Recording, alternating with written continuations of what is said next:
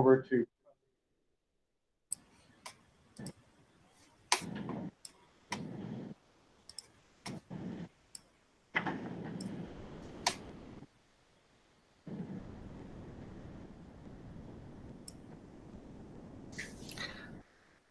Good afternoon. Can you see my screen and hear me? Yes. Excellent. Well, I'm delighted to be able to present to you today a case study on Britain's naval assistance, which helped to establish Abu Dhabi's Navy. I have two goals in this presentation. Firstly, I want to explain the types of British naval assistance provided between 1966 and 1976, which helped establish the Navy. Secondly, I want to build a broader repertoire of naval assistance than typically seen in academic and policy literature. But first, a bit of geographical context.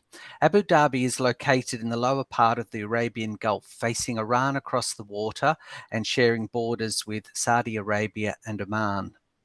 Abu Dhabi is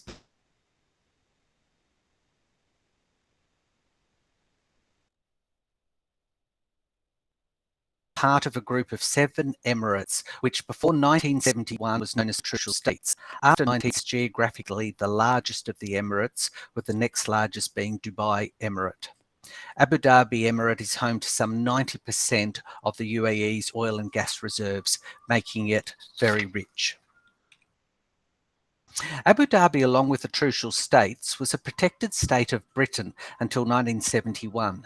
Being a protected state meant that Britain was responsible for its external defence and foreign affairs.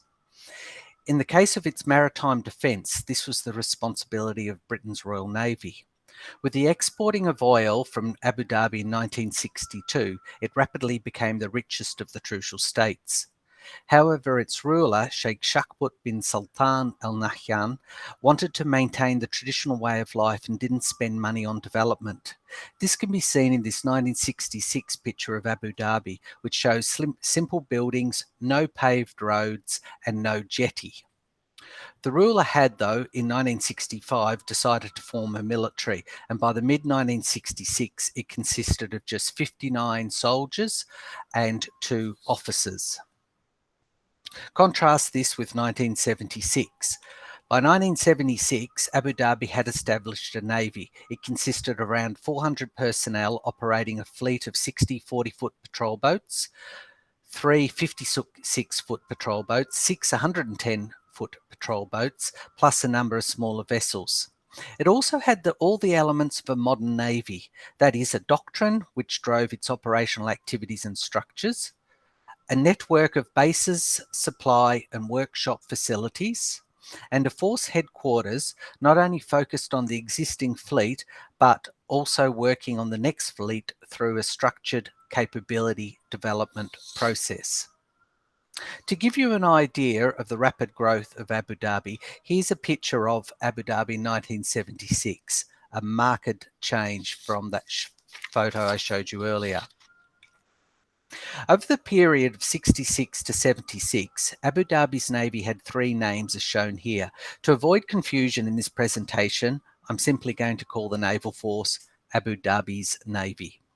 For the purposes of examining British naval British naval assistance over this period, I have divided my presentation into the 3 phases listed here.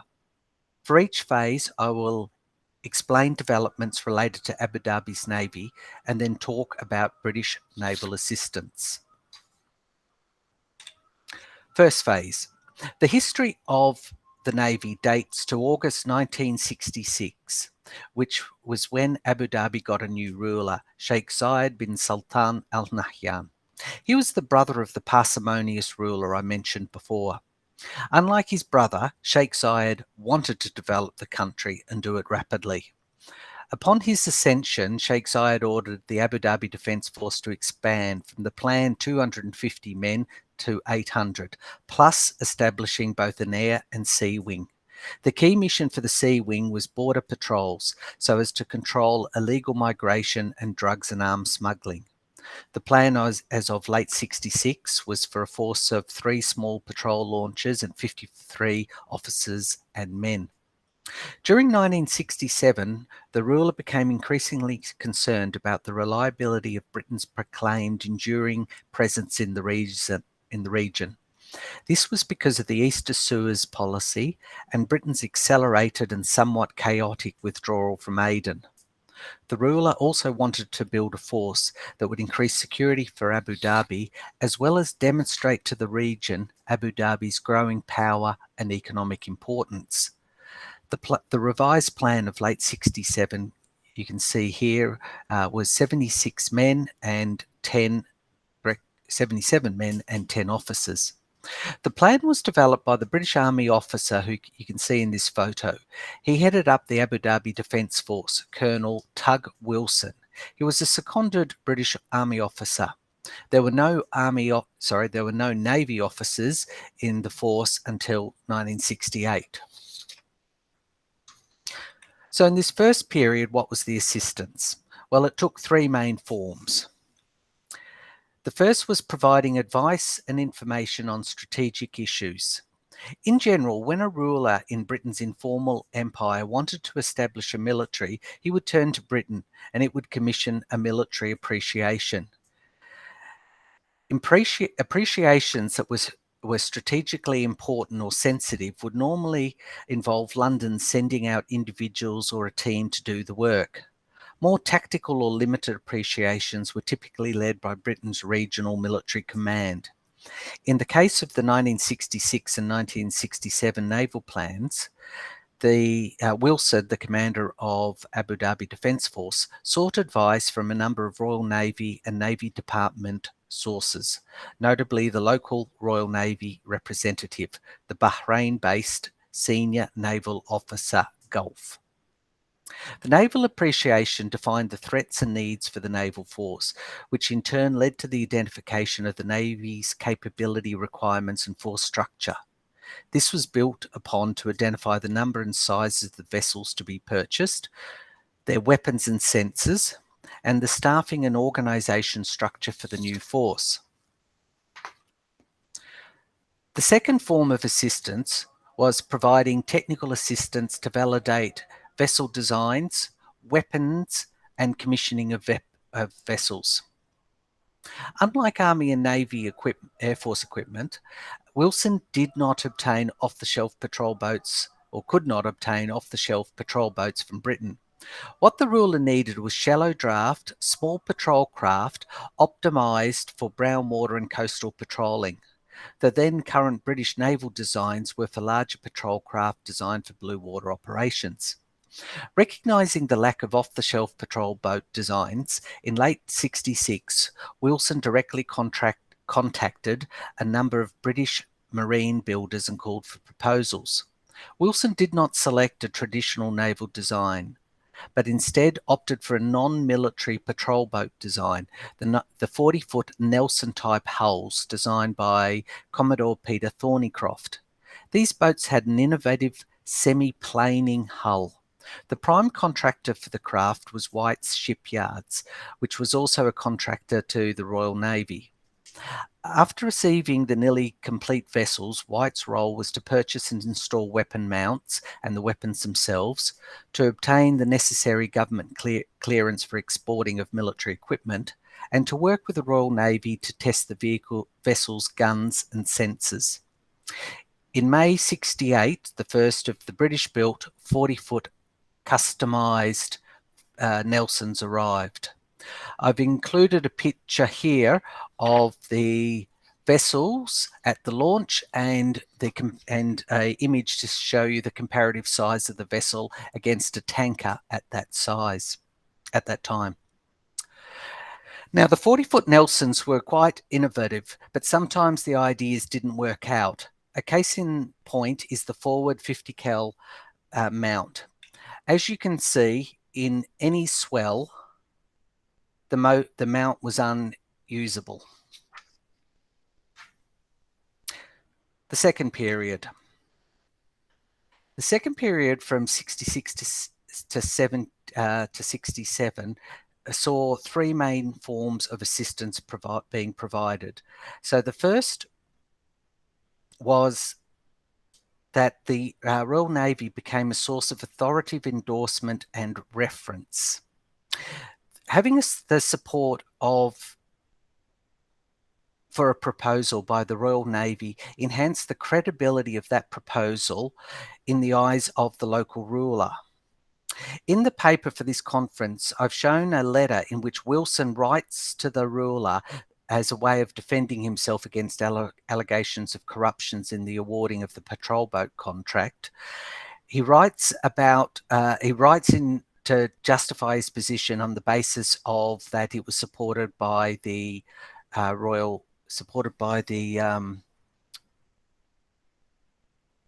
Navy. I think, sorry, I've forgotten the first point to mention, the first 2 points to mention.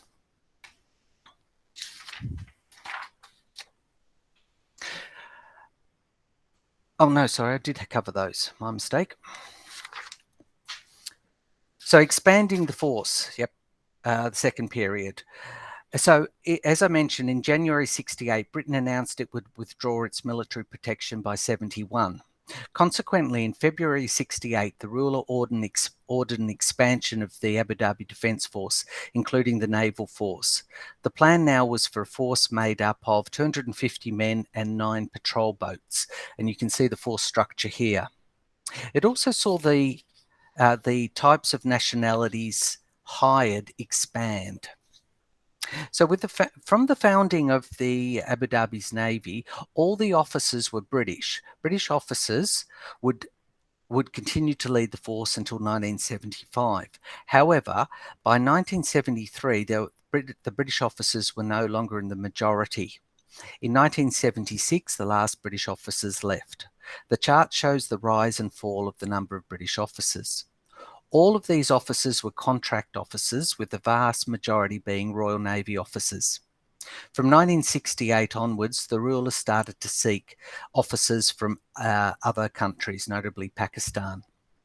Interestingly, developing local officers was not a priority for the ruler, as what he wanted was a force that was very quickly operational. He didn't want to build a national-led force, or a force led by nationals. The first Emirati to be appointed to run the Navy only occurred in 1983.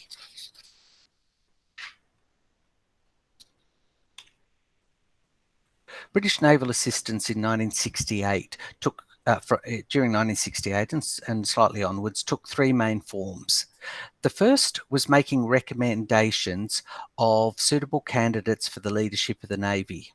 So it was common in Britain's informal empire that when a ruler needed leaders to establish new functions, he would ask the local British government representative for potential candidates. This is what happened with the appointment of the founding commander of Abu Dhabi's Navy, Lieutenant Commander Giles Poole, who you can see in this photo, meeting Sheikh Zayed. The senior naval officer Gulf recommended Poole, who he knew, and based on this advice, Wilson recommended to the ruler that Poole should be engaged. This brings us to the second form of naval assistance, the Royal Navy permitting serving officers to undertake work for the local force while transitioning to retirement. This occurred with Poole. Between April 67 and January 68, the Royal Navy allowed Poole to continue to serve as a Royal Navy officer based in Britain, while simultaneously serving as the designated commander of Abu Dhabi's Navy. So during this time, the Royal Navy paid his wage, but allowed him to visit Abu Dhabi, permitted him to work with Thornycroft and Whites, and the Royal Navy, of course, in designing, building and commissioning the patrol craft, and let him recruit British Royal Navy personnel for Abu Dhabi's Navy. The third form of naval assistance was providing the exit of serving Royal Navy officers and their recruitment by Abu Dhabi's Navy. The Royal Navy did this by providing confidential reports on serving candidates and advertising to its members the opportunities for positions in Abu Dhabi's Navy. The third phase, improving operational capability. Well, between 70 and 76, Navy built up its operational capabilities significantly, and the key elements of this was building base infrastructure, including offices, and on the right picture, you can see the first of the piers they built for their vessels.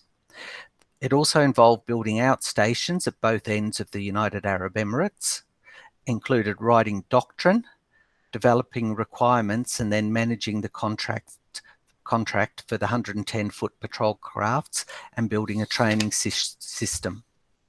Well, during this time, Britain's key naval assistance that was provided was infrastructure, goods and services, and these took a number of forms. One included doctrine, because the Abu Dhabi Navy used Royal Navy doctrine from patrolling to naval air defence. Another form was the provision of maritime charts from the Hydrographic Department.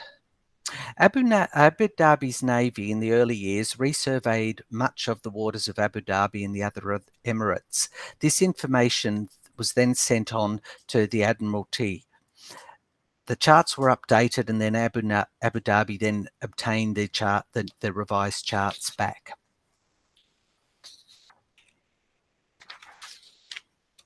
In summary, I've found that Britain provided 7 different types of naval assistance between 66 and 76, which helped establish Abu Dhabi's Navy. At this point, you're possibly asking, well, so what? I would argue that this repertoire has contemporary relevance, as it provides a range of activities not typically captured in naval engagement and diplomacy writings. I've put up 3 examples of policy and academic documents which show this. I consider all of these significantly underplay the breadth of naval assistance.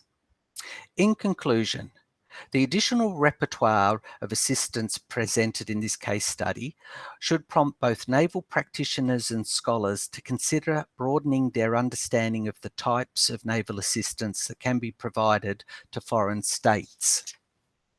If you're interested in learning more about this topic, I would encourage you to read the paper I submitted for this conference and my books on UAE security services. Thank you.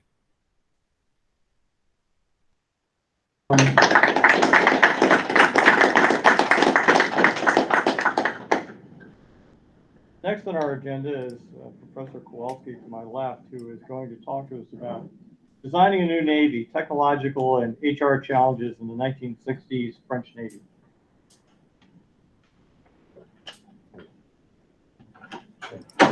Approve the presentation.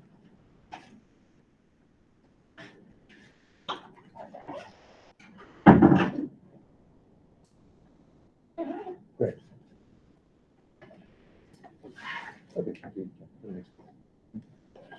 so between the first Military Procurement Act in 1960 and the end of the second naval program in 1968, the French Navy lost some 40 ships, mainly light frigates, minesweepers, patrol boats, and tugs. At the same time, the number of sailors fell sharply from around 79 to some 68,000 sailors. If we add to these figures the closure of naval bases in Tunisia and in Algeria between 1963 and 1968, the picture seems to be that of painful transition after the wars of decolonization. Next. So the 2 pictures you can see here show the same ship, the first one in 1967 and the next one in 1974, to illustrate some of the changes. Because sticking to the data I showed you would, however, hide the reality of the fast modernization of naval sets, despite a difficult budgetary context, as in the 60s, we were at the beginning of the era of modern anti-submarine warfare, with the development of turret sonar, you can see here, new torpedoes, the integration of helicopters on surface ships. Anti-aircraft warfare also made considerable progress with the development of detection capacities, but also the development of French-made missiles, the US-made missile upgrade of some destroyers also, and the naval aviation acquired US-made cruisers, but also mainly French-made new helicopters and planes. At the same time, a national tactical data link solution was designed, called CENIT in France. So this navy was a navy with less sailors, but more technical changes. And this was actually first a human resources challenge.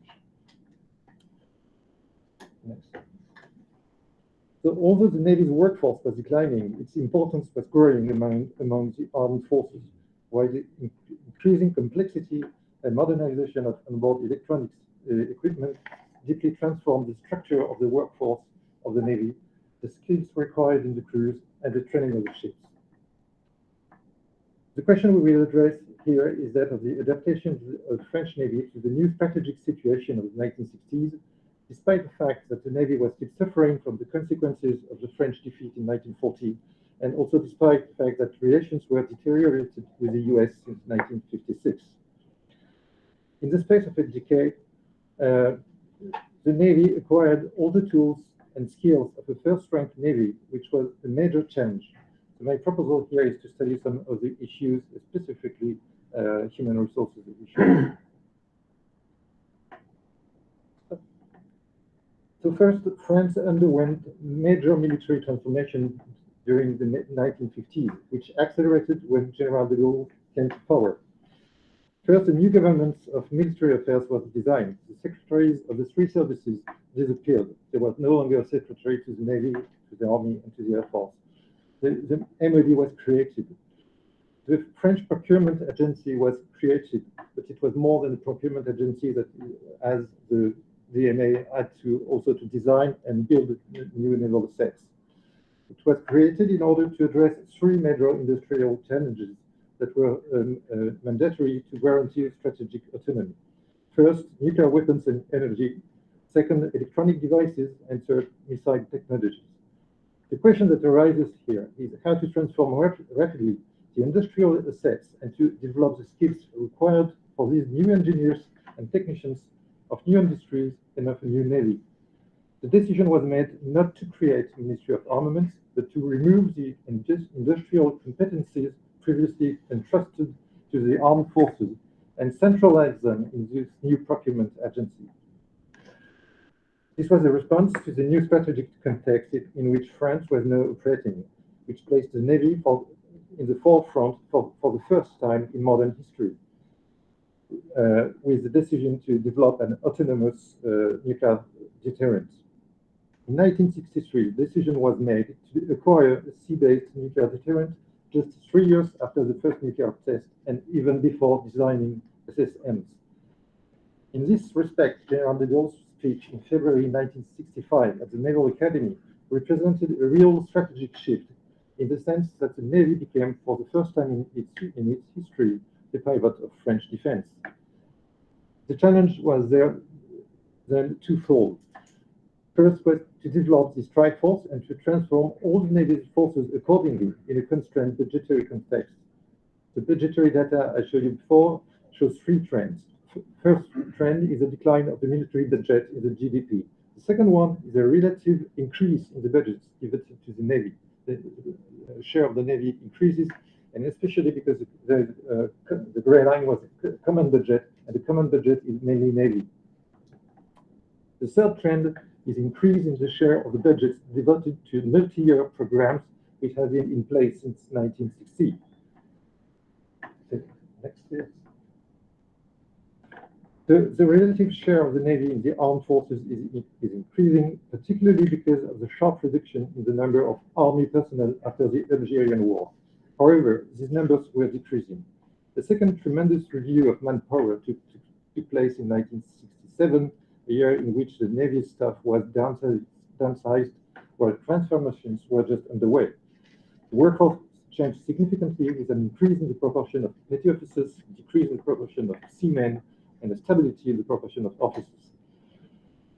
At the same time as the global number of sales decreasing, the number of specialized skills and micro skills was increasing, which dramatically increased training costs and management difficulties. The Navy then required less sailors without specific skills, and the technical ones were highly deficient. There was a lack of qualified personnel in sufficient numbers during these years. Especially the underwater sensor branch was in a strong deficit. This was a major difficulty in this branch, which had very small staff, and where the lack of a single operator on a ship could result in being deprived of detection resources. In addition to the lack of qualified personnel, the crews were highly unstable. This problem in the Navy became critical in the technical branches and those in which manpower was reduced.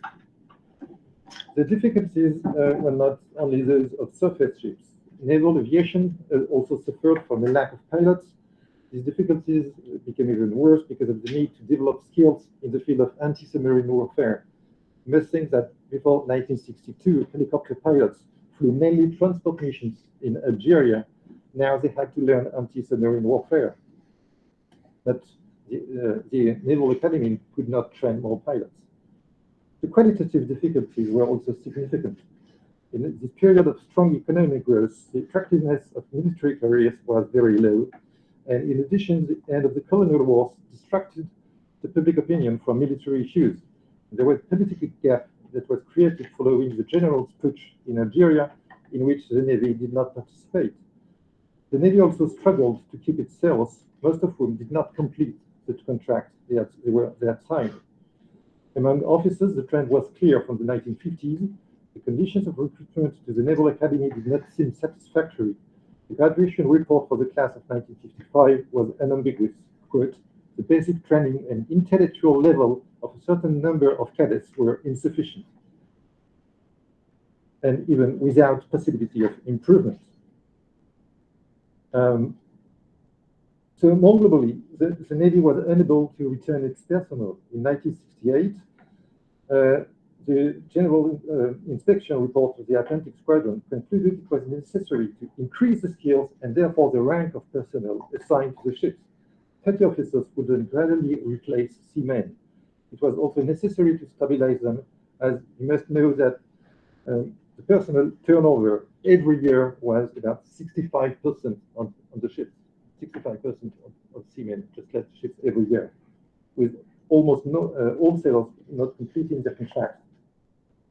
The personal expectations of sailors were also changing. The perception of authority was becoming more critical, and the new generations no longer accepted the discomfort of old ships. The petty officers recruited seemed to be more interested in the technical aspects of the position than in command issues. Next, please. So relations between officers and subordinates were made more flexible by the reform of military discipline, which dated from before World War II. The perception of discipline was deeply changing. The old rules were now totally outdated. Passive obedience of subordinates and paternalism of hierarchy were being challenged by the changing conditions and lifestyles of the young people in the 60s, who came from an industrial society. Individual initiative and responsibility were reinforced by the new regulations. Discipline gradually replaced obedience, and the role of medium managers was reinforced. There was also an issue with new ships, with new technologies. These new ships with brand new technical devices had a very bad reputation among sailors because they were not attractive, because they had to do very few missions. They were considered as not fully reliable and particularly demanding for new branches. The development of information sharing led to a change in the organization of command, which became less pyramidal, with more delegation to CEOs and to departments involved. Development of the first tactical data links, the progressive specialization of ships in the field of warfare means that the command structure was evolving towards more delegation and accountability. From now on, a new organization was tending to be put in place, in which the sharing of data and resources was becoming the key to success in operations. Progress was especially noticeable in the field of anti-aircraft warfare before extending to anti-submarine warfare, which was essential in the early 70s with the commissioning of the nuclear-powered missile launching submarines, which required the safety of submarine forces and the credibility of deterrence now depended on the global reliability of Navy's forces. Next, please. So the shortage of human resources combined with the urgent need to transform the Navy was a driver to the acceleration of innovation. So let me give you just one simple example. This is particularly true in the air wing that had to face the shortage of personnel I mentioned, with the development of the first drones in the early 60s, but also the development of computers and automatic systems on board ships. French Navy was then entering a new era, and many issues remain unresolved.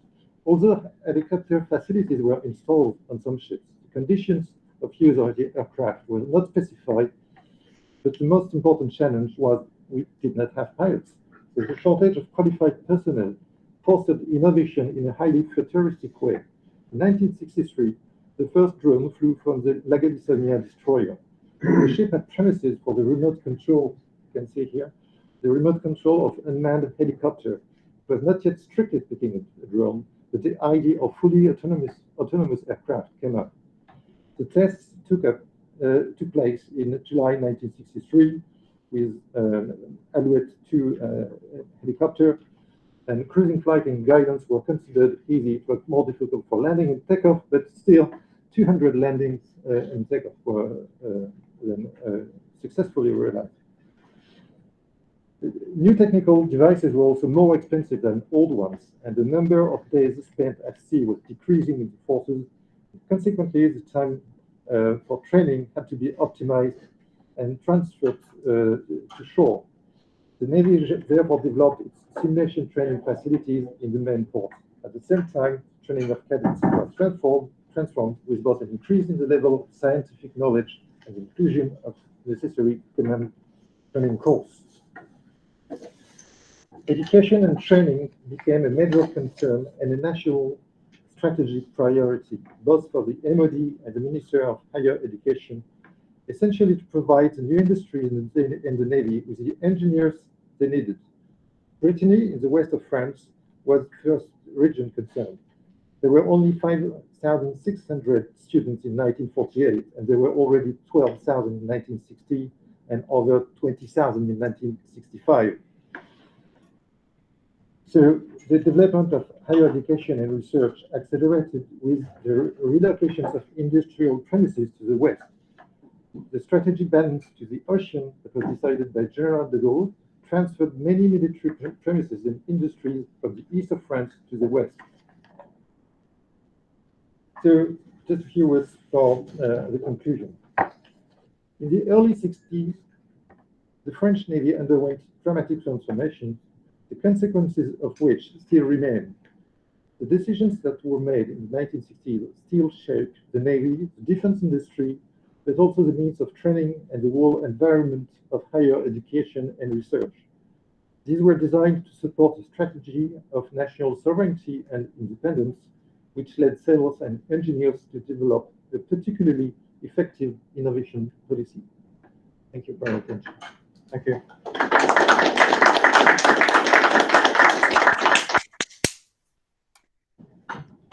Now we'll turn to Dr. Van der Peet, who is going to talk on sailing the stormy seas of naval shipbuilding. Dutch fleet renewal against all odds, 1968 to 1990. Thank you. Good afternoon, distinguished audience, especially Professor McBride.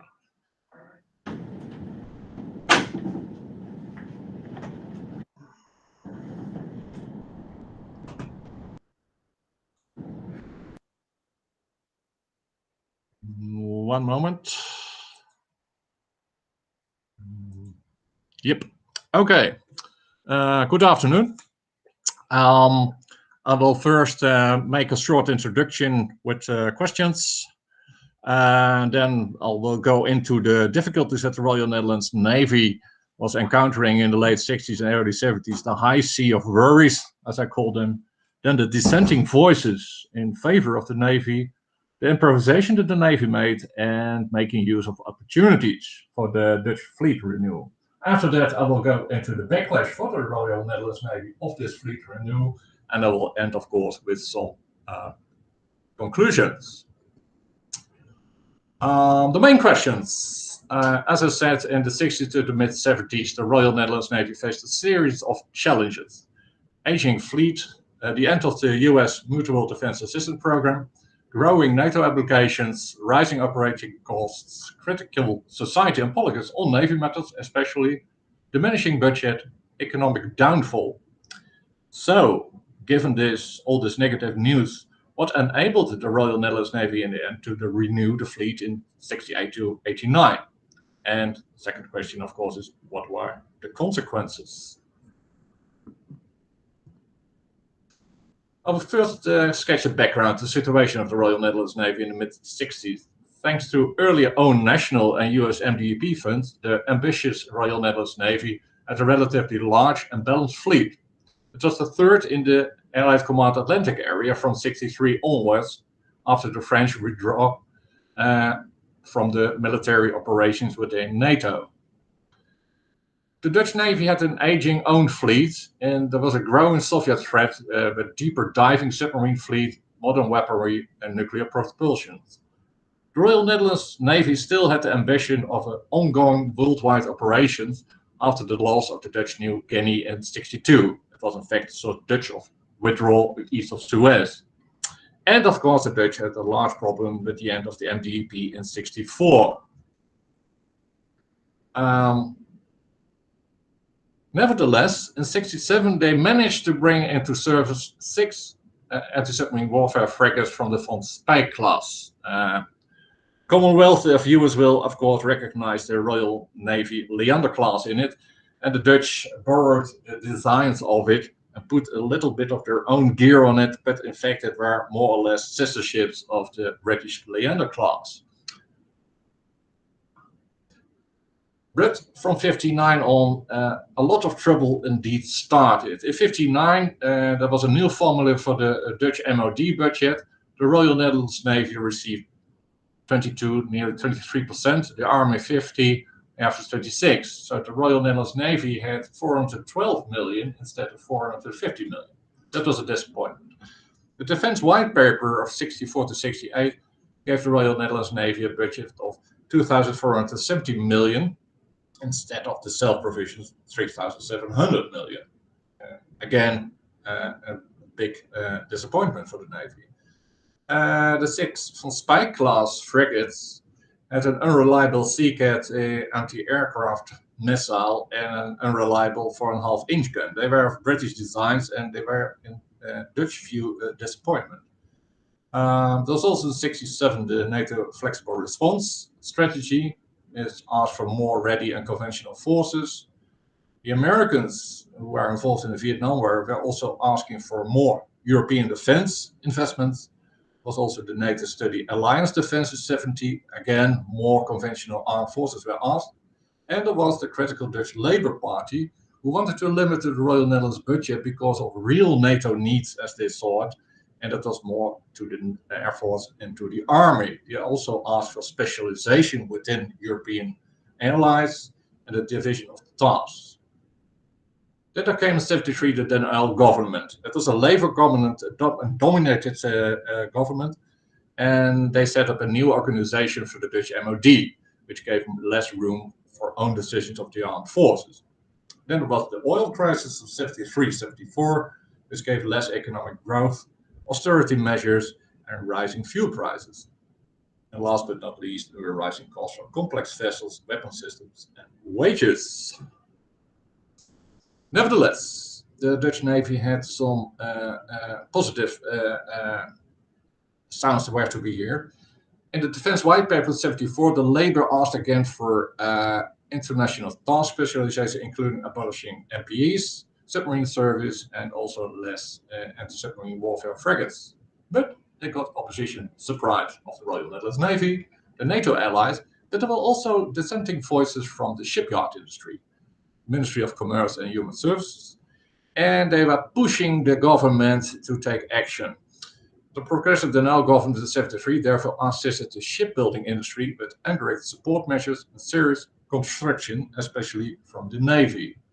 The Royal Netherlands Navy was the branch of the armed forces which made the majority of the investments in its own country. As you can see here, in 72, there was the Zwaardvis class. It was a long-range Dutch submarine, and the design was based on the USS Barbel.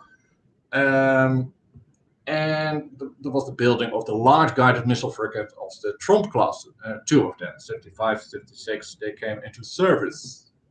How did this happen? Well, the two Zwaardvis class long-range submarines, the Dutch Navy were telling that to the government, they were citing that the expiry loan term of two US Balboa class submarines, which the Dutch Navy received by the MDEP, was over in 71, 72, and they brought forward that there was a potential order of 4 to 6 submarines to South Africa. So that would be a cheaper series production. And the keel laying went on in 66, and both boats came into service in 72. I have to admit that in the end, the South African order didn't come true, because of internal political discussion in the Netherlands that weapon systems shouldn't be delivered to the apartheid regime in Pretoria. Then the two Tromp guided missile frigates, why were they built in these difficult situations? Well, the Admiralty looked critically to the design, made cuts on several things like the board gun, reusing old ones from 1950s destroyers, radio equipment, system engineer, etc. Also, they told the government that automation could significantly reduce crew size. And weapon systems like 3D radar, onboard helicopters, and a propulsion mechanism like the Rolls-Royce tying gas turbines would come through with the cooperation with the British Royal Navy. It would reduce costs. But in the end, the British didn't went on with the 3D radar, so the Dutch have to pay that themselves. But then the hulls and the construction was already going on. In the mid-70s, then there came the largest order from the Dutch shipyards, the so-called standard frigates of the Kortenaar class. You see here in the left side, you see the Flushing shipyard with already 5 of those fine frigates nearly completed. At the time, you had, as I said, the Labour-dominated government. Secretary and the Minister of Defense, Vredeling and Stemmenbeek, were both from the Labour Party and were looking very critically to the Navy. The Admiralty strongly urged the political leadership to tender a first series of 4 S-frigates. In total, it would become 12. They had as arguments that they exaggerated in the announcement that it would be irresponsible to keep the 1950s destroyers into service. Also, the designated frigates had been given internationally the designation standard NATO frigate, so they told that in outside the Netherlands there also would be built as frigates. Well, only the Germans did in the end. And the Royal Netherlands Navy responded to the government asking standardization of ships as desired by the Labour Party. Royal Netherlands Navy did not fail to point out the precarious situation of the shipyards themselves, and they said they had a relatively attractive yard offer and that was in danger of being lost. So Vredeling and Stemmenbeek in the end were persuaded and signed a contract of first and also the second series of those frigates. In 77, the situation with the shipyards was still in peril. So, as you can see, the order was given in 77 to give a modernization of the a little bit disappointing Van Spijk class frigates. Also, the third series of the 4 S frigates went on, and into the picture came the Walrus. Royal Netherlands Navy suggested building the Walrus-Class Submarines, also an ocean-going submarine, and ordering as many subsystems as possible for 2 boats in total, without reporting that those vessels announced already in 74 were 50% more expensive. Sensitive to the Royal Netherlands argument, the Ministry of Commerce and Finance made efforts and funding to pre-manufacture practice pieces in marl steel. With this kind of steel, submarines could dive until a depth of 400 meters. In 78-79, contracts for 2 submarines were signed. In view of employment of the site personnel of the yards, the project received a subsidy of 30 million guilders from the Ministry of Human Services. The Walrus class here in 87. But also another large project was the M frigate. M frigate was also a new ocean frigate of 3,500 tons, and the eager, ambitious Royal Netherlands Navy in 1980 brought forward that in order to fill the order book of the Yard Royal de Schelde in time, a start was made with the construction without a final design.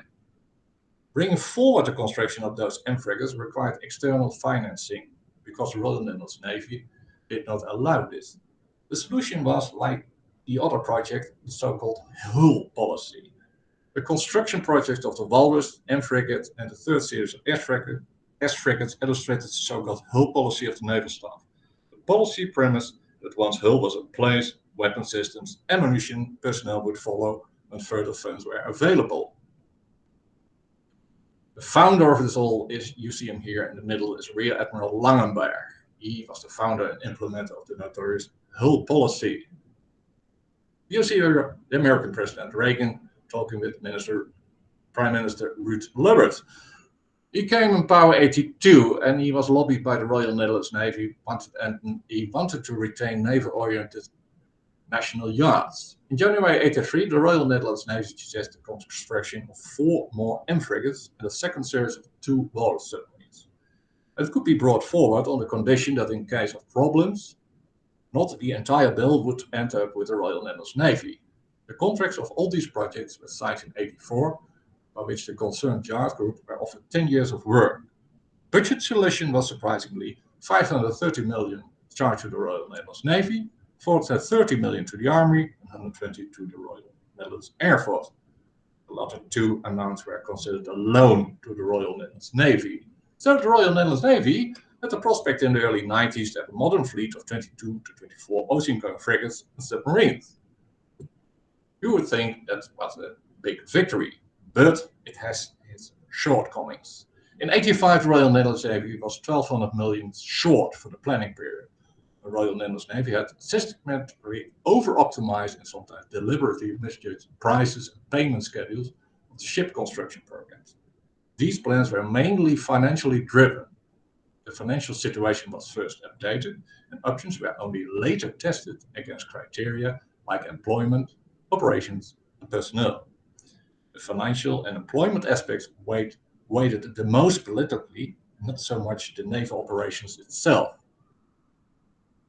So, loss of trust. The cover-up of the cost overruns of the Walrus project, in particular 940 million instead of 425, discovered by the National Court of Auditors, brought havoc in the relationship between the Royal Netherlands Navy and the ministerial top. The NCE criticized so-called bow wave used by the Royal Netherlands Navy to combat underspending of budget. In doing so, the Royal Netherlands Navy structurally deferred a large amount of applications to the next budget year, etc., etc. Dealing with the NCA's report, Parliament made a connection with the earlier mentioned hull policy. As a result of the report, most of the officers in the Admiralty Board were pensioned. The political leadership seconded the Deputy Secretary General Trace to the Royal Netherlands Navy for 2 years, and in fact placed the Royal Netherlands Navy under guardianship. Management consultant McKinsey carried out a reorganization and made changes in procedures within the Royal Netherlands Navy. Task-setting budget predominated, while Parliament gained more and more control. And in the end, the whole affair was broadly in the news media and gave the Royal Netherlands Navy a long-standing bad press. And here you see one of the main victims of the backlash. It was the CNO Vice Admiral Hulshoff. He had to retire earlier because of all the mess that went on in 85. Conclusions. Late in the 60s, mid-80s, in addition to NATO obligation, it was mainly ship industry crisis that gave the Royal Netherlands Navy opportunity to realize the fleet renewal. Traditionally, the Royal Netherlands Navy sets its own operational requirements for shipping equipment to be acquired and itself assumed technical responsibility for construction and tendering programs of vessels. The yards involved benefited from operational requirements that the Royal Netherlands Navy placed on ships to be supplied and systems installed on them, which were largely based on the Royal Netherlands operational experience. This network of producer and operator was thus one of mutual dependence. The Royal Netherlands Navy and the Netherlands government with a vain endeavor to keep the yard industry afloat in 65 to 85, they have maneuvered into a dependent position with regard to this industry. The debatable admiralty policies like hull politics and bow wave obscure political insight into overly positively estimated pricing and payment schedules. Royal Netherlands Navy plans were increasingly financially and shipyard employment driven and not so much tested against operations, which were needed for NATO. The Royal Netherlands Marine Corps, shore installations, exploitation and high preparedness paid the price for this fleet renewal policy. The Royal Netherlands Navy was after the NCE report administratively encapsulated, financially and administratively restricted, as well as for years to come distrusted by politicians and public. I thank you for your attention.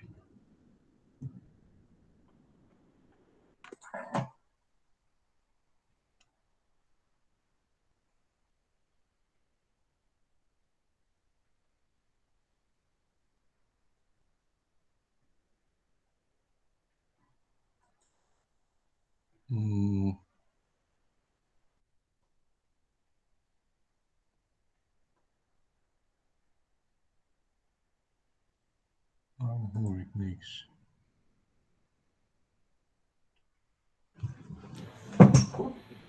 I think they have to unmute. Unmute the panel. Sorry. I think they have to unmute the panel. We can't hear them. Can you Okay. hear me now? The most famous expression of everybody talking virtually. Can you hear me? I can hear everybody very well. As I was saying, for those of us in this line of work, it's often a difficult thing to get all your ideas across on their paper and do the presentation. And I think people did that very well today, all our panelists, and having read all these papers, I would, encourage, if you're interested, to read them. All three papers are incredibly well researched. They use a lot of primary sources. They make a very coherent argument and are very contributory to our understanding of the development of modern navies. Professor Athal's paper on the development of naval forces in the UAE underscores a lot of very interesting questions. What is the motive of the British, which is carried out more in his paper in terms of decolonization and stability in the Gulf region, and the kind of, as Professor Yates, pointed out, what you're looking at typically in the history is much more with ground forces. And what he's doing here with naval forces is incredibly interesting and incredibly innovative. And talking about the nature of building a navy from basically nothing and generating one's own national interests versus the kind of interests of the British Empire and leaving a stable environment to serve British interests is an interesting part of this paper. Professor Kowalski, has presented an incredibly well-researched and written paper on the complex dynamics of what went on in France with the shift toward primacy of the Navy in terms of national defense, which is an incredibly big deal. And as he pointed out to me, a lot of his work here in this paper is from recently declassified government records. So this is a story that has not been told before. And the idea of reconstructing or constructing the Marine Nationale and in making it the primary focus of defense of the nation, along with the nuclear capability, is being constructed as almost all navies were at the time in the Western world, in a period of complex social change, a period of economic distress, the tensions that are described with regard to crew members, to retain highly specialized crew members when private sector will pay them more is very analogous to those have a memory of the Navy, the United States Navy in the 1960s and 70s. And how do you get and recruit people? And the idea that you have is, as part of this naval reconstruction, this incredible shift of industry and resources and the push to the west of France from the east. And the combination, which I found very interesting, between the Ministry of Education and the Ministry of Defense to put the French military establishment, and specifically the French Navy, on this new path, I think is very important to our understanding of what was going on within France at this time, and specifically with the Marine Nationale. Dr. Van der Peet's paper, again, as with the other two, is an incredibly well-researched and well-written treatment of an interesting period as the Royal Netherlands Navy tries to recapitalize itself coming out of the Second World War. And what struck me is the kind of innovative way the leadership of the Navy pursued this kind of rebuilding or recapitalization amid lots of different pressures, political pressures, the innate economic pressures of maintaining a shipbuilding industry, which is has a long tradition, obviously, in the Netherlands, and the how to do this in a time when the budget is fairly constrained, and the increasing pressure, as Dr. Van der Peet pointed out, from the large NATO partner, the United States, to push the Netherlands to step forward and do more, because the Americans were too busy doing other things. And the sense of the hull policy is incredibly interesting until they got caught. The idea of kind of build the hull and we'll add things on later is an interesting way to go, and there's a lot to recommend it until you get caught later. And of course, as Dr. Van der Peet pointed out, that the problem is you tend to go into receivership. People retire early. There's a lack of trust between the political side and the leadership of the Royal Netherlands Navy, and there's kind of a house cleaning, and that is an interesting and very complicated history. So, I mean, those are basically my comments. I strongly encourage, if you're interested in any of these papers, to either you can contact me and I can get to the presenters, or contact them directly, because these are all three really well researched, really well written papers, which make a significant contribution to our understanding of development of modern navies, in the Middle East with Abu Dhabi, and then in Western Europe. So I will throw the floor open to questions.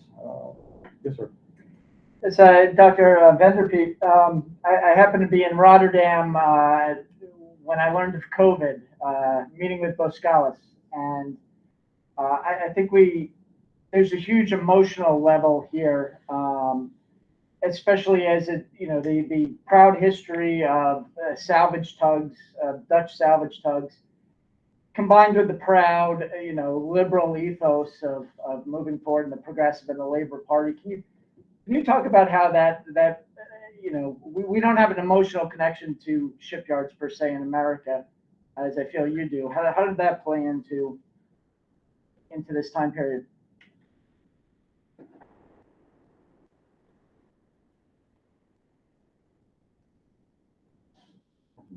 I think you're muted. I think you need to unmute.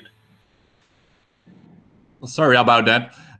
Good question, interesting question. The old Dutch Labour Party had many voters in the harbor, at the yards, etc. So there was a lot of political connection between voters and party members in the enormous maritime industry in the Netherlands had in the 60s and early 70s. So there were a lot of party members of Labour, and of course the Labour Party itself was very committed to hold on to those shipyards, because otherwise unemployment would rise enormously. So there were two factors forecoming enormous unemployment, but a lot of those yard members and personnel were in fact party members of the Labour Party. So there was a much strong pressure within the Labour Party to do something for those people. So that was, I think, the two main reasons. Of course, unemployment to overcome that, but most of those shipyard personnel were in fact Labour member parties. So, thank you. Yes, sir. Thank you. My name is Jeremy Stöß from the Institute for Security Policy in Kiel. It's nice to see Anselm. I want to commend all the three speakers on their great presentations. I have a lot of questions, but I will keep it very short. On one comment, there's much too little research on small navies, especially in Europe, but even more so in the Middle East and North Africa. We have to look at them much more at how they have developed and what they're doing and what drives their development, especially Middle East, North Africa. A question to Anselm. What jumps out at me if looking at the Dutch naval construction throughout the last half century, you mentioned the willingness to cooperate in shipbuilding. You mentioned the Leander class. We have, of course, the Cortenair class that is similar to the German Bremen class, and now again with the Belgians with their future surface combatant. And the Dutch are definitely the gold standard in terms of cooperating with Belgium in the naval sector. And it's interesting to look at that. Do you find, from what you mentioned, the shipbuilding, the amount of shipbuilding during the 80s that actually overextended the Navy? It was too much that they did, and therefore you see a huge decline after the Cold War, unlike in some other European countries. And did that actually influence the building of the Seven Provinzen class, which is the air defense frigate in the 1990s and 2000s? So is the Seven Provinzen an exception to the rule in cooperation? Was it because they did it on their own, or is that actually a consequence of this huge shipbuilding and the loss of trust in the years prior? Thank you very much. Jeremy, good to see you, and thank you for your interesting question. It is a little bit double. The consequences of the 1980 shipbuilding program, as I told, were severe for the maneuverability of the Admiralty. There was much more control, and there was a lot of distrust. So that in the end, the Navy get the bill in the 90s with the reductions and the peace dividend that was brought in. That's absolutely true. But in the end, there was also with the Seven Provinces class, it was a smart lobbying by the Admiralty around 2000, which made use of the only yard that was still there, the Schelde shipyard in Flushing. And there was a lot of lobbying by Thales at this moment, and it brought in also because of the fact, and you know that the Dutch Navy was much more expeditionary around 2000 with 2 LPDs, and the area defense frigates should protect as well the Dutch expeditionary ships as well as more NATO, etc. So. Yes, there was a backfall. There was a throw down by the Navy and the amount of frigates in the 90s because of what went on in the 80s. But the Navy made clever use around 2000 of the new concept of expeditionary warfare and protection by area defense by those Seven Provinces frigates. And of course, a lot of lobbying by the industry. Thank you.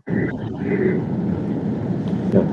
In addition to what has been said about cooperation, there's another good example, which is the minesweepers in Europe between Belgium, France, and the tripartite and the new ones, yes. Right. But there's an additional issue about cooperation in Europe in shipbuilding, which is a cost, because there is much debate around the cost of the cooperation. Because ships building cooperation are sometimes more expensive, but it's more difficult to cancel a European program than to cancel a merely national one. And politicians in our countries are reluctant to cancel European programs. So this is also a political issue in shipbuilding. Thank you. Yes, sir. Yes. Eric Sybil, I have a question for you, Professor, about the manpower situation. How did the national service factor in France? Was that a potential solution, say like extend, or again, sort of making some type of more attractive offer that's saying having to go and serve in the Army and maybe having to serve a longer period and get some technical training. But was there any discussion about that to solve, say, the manpower problems? Yeah, so you're talking about Jacques Chirac's decision to end the national service in 1996, I guess. Yeah. Yes. This had very few influence over the Navy, because the Navy was already highly professional. There were very few people doing their national service in the Navy. The problem was the way we recruited seamen, because the contracts were too short. There were only 3 years contracts, and the seamen were not ratings, and so they were not so specialized. So from 1996 and after, the Navy stopped recruiting such seamen. And now I must say we almost recruit no seamen, mainly ratings and petty officers. Yes, sir. Hi, I'm Sebastian Bruns. I'm the inaugural McCain Fulbright Scholar here at the Naval Academy. Anselm, it's good to see you. I'm not going to ask you a question. I'm going to ask a question to Professor Kowalski, Professor Yates. I was wondering, picking up on Anselm's approach of the naval industry driving force structure, really, in Professor Yates and Professor Kowalski, have you found in your research how the naval industry drove, in your case, the French, and in the other case, the Abu Dhabi naval evolution? What was the role of the shipyards of the naval industry? Thank you. Answer first? Oh, sure. Okay. That's a very good question, actually, because in our history, when I said that in 1961, Charles de Gaulle decided that there would be no longer a secretary to the Navy, and that the Navy would no longer be responsible for the dockyards. This ended a very old political system in France, where Secretary of the Navy would decide which dockyard would build the ships. And 2 ships out of 3 were built by private dockyards. And from then, as you know, Naval Group is a public dockyard. The government bid them. And there was a very close connection between naval officers and engineers, because in the former governance of military affairs in France, the CNO was the chief of the dockyards. And even if there was a new procurement agency, the culture of French engineers is that they are subordinates to the Navy. So the influence is more from naval officers to industry than from the industry to naval officers from the 1960s. But, well, this was in the 1960s. Now things are quite different. But it's very important to know that the government of military affairs made it possible that engineers were subordinate to naval officers.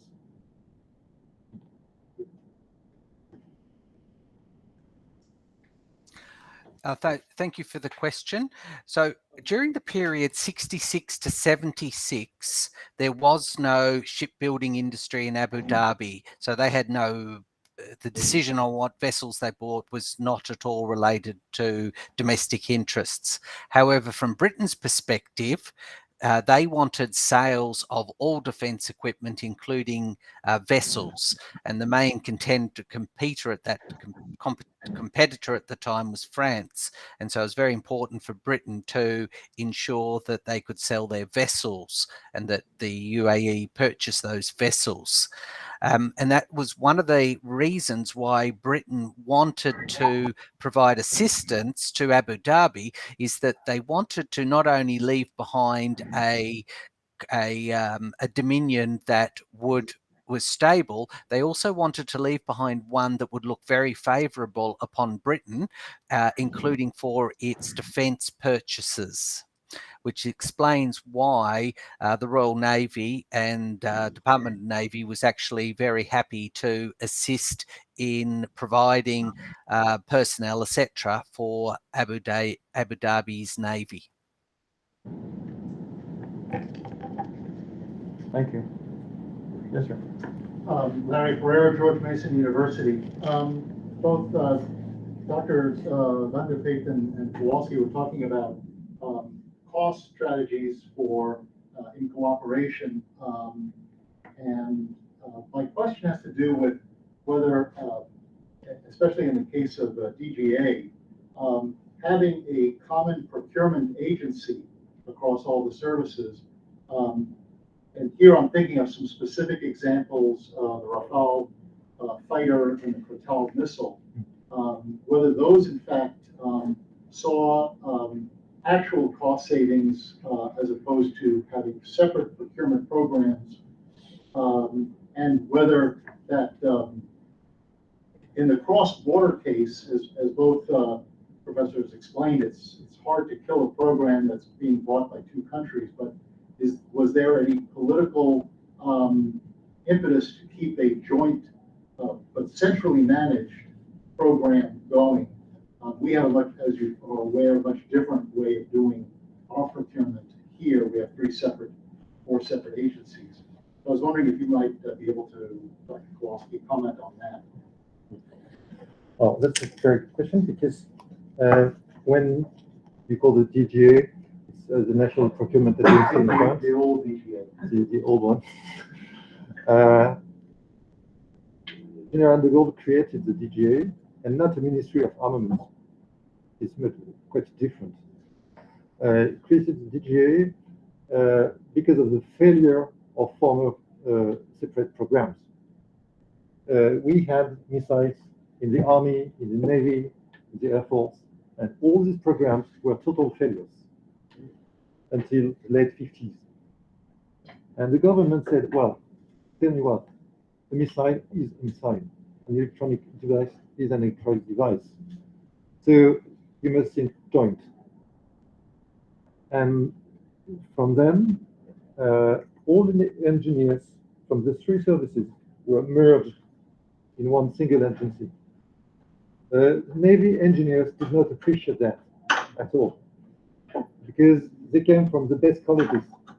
And especially in the Navy, some of you maybe know the École Polytechnique, which is the best engineers college in France. From the Navy, the Navy's engineers came from the École Polytechnique. From the Air Force and the Army, they did not.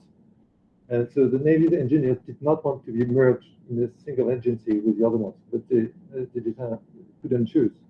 And the government said, well, this is one single agency. If you want to stay and work for the government, you would have to work both for the Army, the Navy, and the Air Force.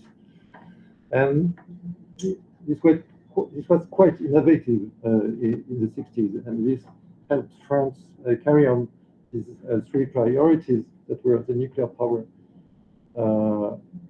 missiles, and electronics in the industry.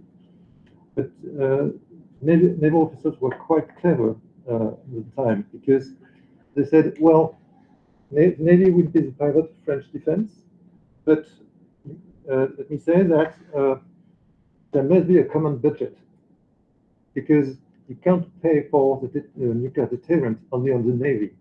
So that's why there were four budgets for the three services, and one last one for the common budget, which was especially for the nuclear deterrent, which was said to be joint. Thank you. That brings up, the whole separate history behind the topic here of the different classes or gradations of the social history of engineering within France and the educational system. Do we have any virtual questions? Yes, we have two questions. This first one is from Chris Madsen. It's asking Professor Kowalski, you mentioned the Lower Brest Naval Academy. Does your work add to Rear Admiral Remy Monoc's book on the French Naval War College in regards to the Marine Nationale producing the right type of higher officers for meeting the budgetary, technological, and social upheavals of the 1960s? Well, yeah, I know Admiral Monoc's work about naval officers, but my research is based mainly on operational documents and, well, both on operational documents from officers and on the DGA archives. So it's more I would say an industrial and strategic point of view than a social one, even if I have to study some social issues in my research. Today I know I'm on the network, yeah, actually. Sorry? I said yes, I know I'm on the network. Actually, it's a different point of view. Yes, sir. Thank you. The second question is from Dr. Yates. It's asking, Dr. Wanterpier, was the sale of the 2 Dutch vessels to the UAE in 1992 due to the RNN's funding crisis?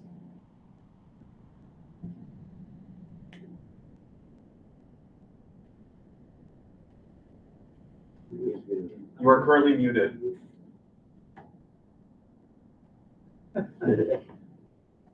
Answer, you're muted. You set that mute. A good question from Professor Yates. We have already had some email correspondence on that. The 2 frigates from the early 90s who were sold to United Arab Emirates were in fact a follow-up of the Dutch frigates were in the Persian or Arabic Gulf in 1991 during the Kuwait crisis. The Dutch, 2 of the then Dutch frigates were stationed over there mainly, and they were made contacts then already. Also with the Dutch shipyard industry. There's already even talk of new frigates, but in the end, the Dutch Navy was reducing in size, as already mentioning, in the 90s. And because of contacts of that, which were made in 1991, it came forward that those 2 frigates were sold to the United Arab Emirates. But that were not only those vessels, there were also 2 or 3 tugboats who were also sold to the Arab Emirates, and also harbor infrastructure was made possible by Dutch companies. And as we already put forward in our email correspondence, there were also retired Dutch naval officers who also were in the game in this. So it all came forward from earlier contacts in 1990, 1991. And because of the reducing of the Dutch fleet, we had 2 occasion frigates sold to the Arabic Emirates. Thank you.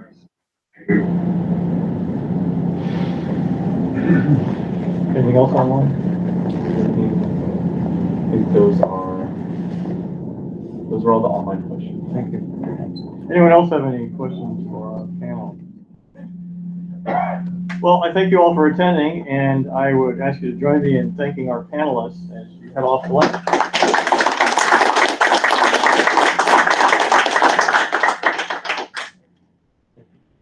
Thank you all.